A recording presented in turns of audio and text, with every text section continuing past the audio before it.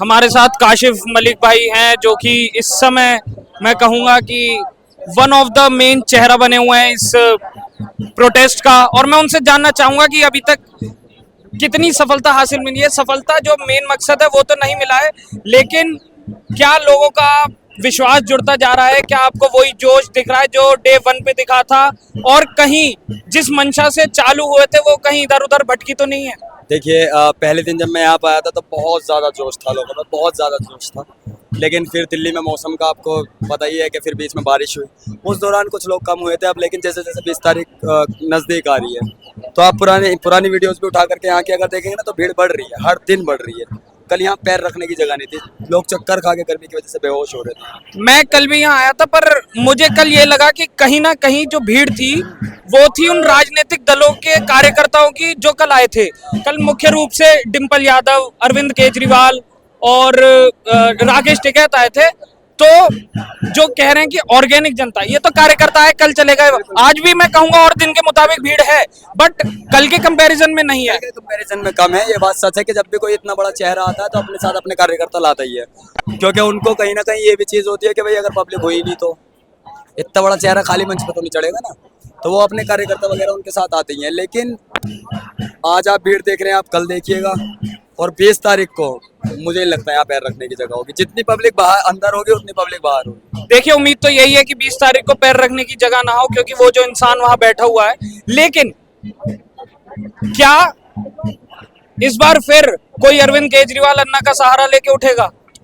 देखिए, जब इस तरह के आंदोलन होते हैं ना तो चेहरे बनते हैं, ये बात सच है कि चेहरे बनते हैं। आप ऐसा एक भी आंदोलन मुझे नहीं दिखा सकते इंडियन हिस्ट्री में, और इंडियन हिस्ट्री, पूरी इंडियन हिस्ट्री में कह रहा हूँ मैं, इंडिपेंडेंस के बाद की बात नहीं कर रहा हूँ, इंडिपेंडेंस से पहले भी, कि कोई बड़ा आंदोलन हुआ हो और उसके बाद कोई चेहरा ना उभरा हो। कोई भी, कोई पॉलिटिक्स में गया हो, कोई एक्टिविज्म में गया हो, कोई किसी चीज़ में गया हो, हमेशा चेहरे उभरते हैं। ठीक है, मसला ये है कि वो अगर चेहरे बन भी रहे हैं तो उनके चेहरे बनने से दिक्कत नहीं है, केजरीवाल के प्रोटेस्ट से निकल के आने से दिक्कत नहीं है हमें। बहुत अच्छी बात है अगर केजरीवाल प्रोटेस्ट से निकल करके बड़ा चेहरा बन रहे हो तो, लेकिन अगर काम सही नहीं करेंगे, मैंने जैसे अभी कहा कि मुझसे पूछा कि ये आने वाले नेता हैं, तो हम आने वाले नेता नहीं है, हम हैं कुर्सी के पकड़ के बैठने वाले। इस प्रोटेस्ट से निकल के भी जो भी कुर्सी पे बैठेगा, बहुत ध्यान से सुनिएगा, जो भी कुर्सी पे बैठेगा, और अगर वो भी काम ठीक से नहीं करता, कुर्सी उसकी भी हिलेगी। हमारा काम है कुर्सी हिलाने का, कुर्सी हिलाते रहेंगे। चाहे वो कहते हैं ना कि जब जब सड़कें सुनसान हो जाती हैं तो संसद आवारा हो जाती है। सड़कों को आबाद हम रखेंगे, संसद को आवारा होने से बचाना हमारी जिम्मेदारी है। हम अपनी जिम्मेदारी पर खड़े उतरते हैं। कहीं ना कहीं जो ये जो प्रोटेस्ट है, जो तमाम राजनीतिक दल, जो अन्ना हजारे का मंच था, उन्हें सफलता हासिल हुई थी, लेकिन वो राजनीति से परे थे। उनका साफ सीधा हिसाब किताब ये था कि कोई भी संसद का मेरे मंच पे नहीं चढ़ना चाहिए, या किसी भी राजनीतिक दल का। कहीं ना कहीं एक ये चूक यहाँ पे हुई है। चूक? अच्छा, अब मैं जानना चाहता हूँ आपसे, मैं आपसे सिर्फ एक शब्द में सवाल करूंगा, आप मुझे उसका एक शब्द सवाल करना मेरा काम नहीं, सवाल करना मेरा काम है। सवाल मैं भी कर सकता हूँ।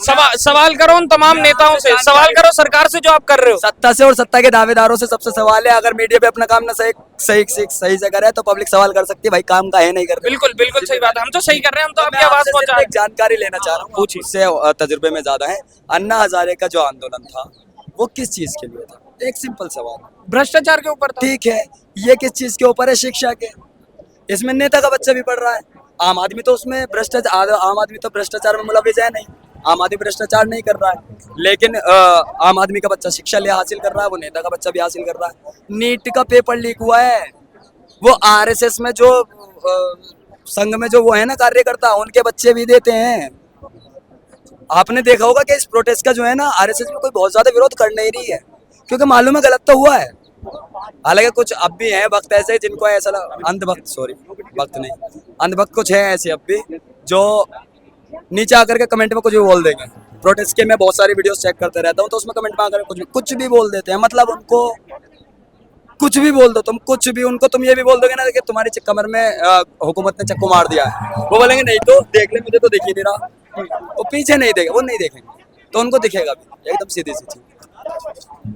ये जो तमाम भीड़ दिख रही है, ये क्या अभिजीत दीप के लिए या सोनम वांगचुक?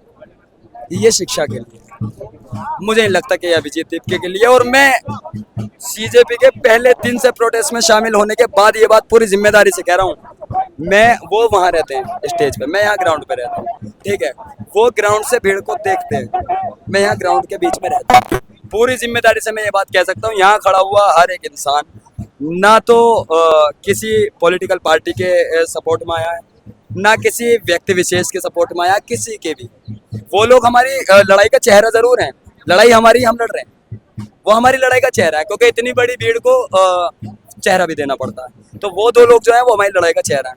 अगर कल को गवर्नमेंट बात करने के लिए राजी हो जाती है तो मुझसे थोड़ी करेगी आगे, मुझे थोड़ी बुलाएंगे, वो उधर जाएंगे। जाहिर सी बात है। कोई एक चेहरा बनाना होता है, एक संगठित तरीके से चीजों को लेकर चलना होता है, तो वो दो बड़े चेहरे हैं हमारे पास, जाइए उनसे बात कीजिए। क्या अगर इस्तीफा मिल गया तो नाराजगी दूर होगी? नाराजगी कम जरूर हो जाएगी, हाँ नाराजगी दूर हो दूर जाएगी, है, नाराजगी जो मेन मोटिव है वो तो हल हो गया। नाराजगी दूर हो जाएगी, दर्द खत्म नहीं होगा, ठीक है।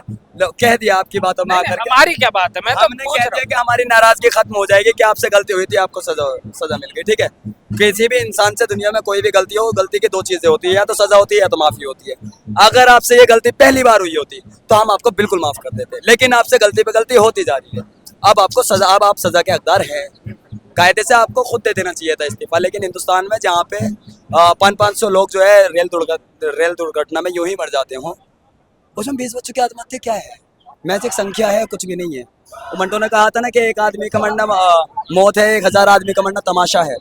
तो तमाशा चल रहा है हिंदुस्तान में, और कुछ भी नहीं। चलिए बहुत बहुत धन्यवाद। ये हमारे साथ थे काशिफ मलिक भाई, और काफी समय से इस प्रोटेस्ट में जुड़े हुए हैं, डे 1 से, और काफी ज्यादा इंस्टाग्राम पे वायरल चल रहे हैं, और हमें रोजाना की अपडेट देते रहते हैं प्रोटेस्ट की क्या चल रहा है, और लोगों से तमाम बात करेंगे कि किस हिसाब का वो चल रहा है।